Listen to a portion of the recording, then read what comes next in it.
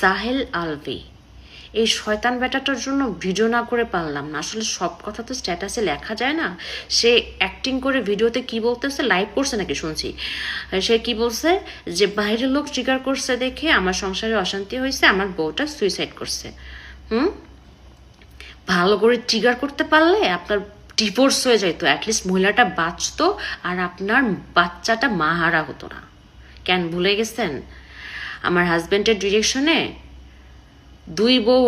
দুই বউ বয়রা নাটকে যখন আপনি শুটিং সেটে আসলেন সকালবেলা, আপনার রক্ষিতা তিথিকে নিয়ে সকালবেলা একসাথে গাড়ি করে আসলেন, এসে কারোর সাথে হাই হ্যালো নেই, ব্রেকফাস্ট করা নেই, একটা রুম লক করে ফেললেন।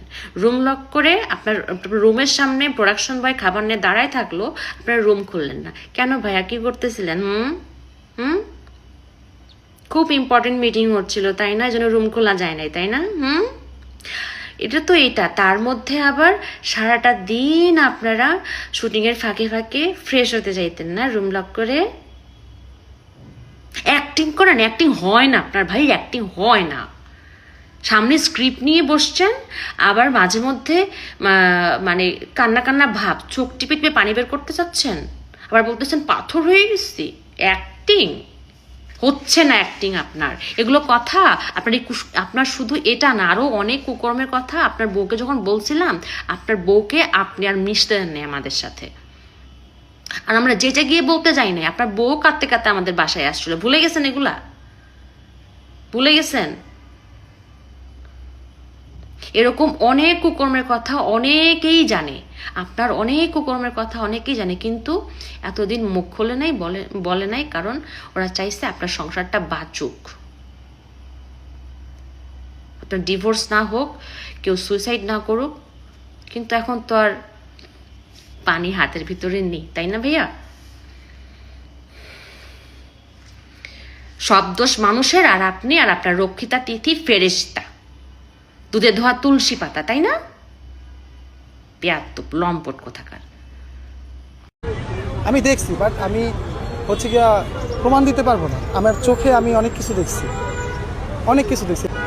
প্রাইভেট টাইমের ব্যাপারটা আসলে নো ডিস্টার্ব, মানে আমি একটু অন্যভাবে বলি কথাটা। আপনি যখন ওয়াশরুমে যাবেন, ওয়াশরুমে মানুষ কী করবে এটা আপনি বুঝেন। আমি ওয়াশরুমে যাব, বেডরুমে যাব, আমি হচ্ছে গিয়া ড্রয়িং রুমে থাকবো, ড্রয়িং রুমে মানুষ কী করে ওইটাও আপনি বুঝেন, বেডরুমে মানুষ কী করে ওইটাও আপনি বুঝেন, বা হচ্ছে গিয়া ওয়াশরুমে যে মানুষ ফ্রেশ হয় ওইটাও আপনি বুঝেন, ঠিক আছে? তো এখন হচ্ছে গিয়ে এটা আসলে মানে আমার কাছে, আমি আবারও বলবো, আমার কাছে কোনো প্রমাণ নাই। হয়তো আমি অনেক কিছু দেখছি, হয়তো কি আমি দেখছি, বাট আমি হচ্ছে গিয়া প্রমাণ দিতে পারবো না। আমার চোখে আমি অনেক কিছু দেখছি, অনেক কিছু দেখছি। ভালোবাসার টানে আলভি আসে নাই, তাই আলভি আতরের গন্ধেও আসলো না। একটা মা কোন পর্যায়ে গেলে ভাই? 4 বছরের একটা দুধের বাচ্চা ভাই রাইখা মানুষ কখন ভাই আত্মহত্যা করে? বলে ভাই বাজার আইনো, মনে থাকে না বাবা চকলেট আইনো। আপনার কিন্তু মনে আছে ভাই চকলেটের কথা? আর আপনি যেটা বললেন আইনের কথা, বাংলাদেশের আইন অনেক দুর্বল, বাংলাদেশের আইন অনেক দুর্বল। আমি খুব উচিত কথা বলি, এই কারণে আমাকে কারো পছন্দ না, বিশ্বাস করেন।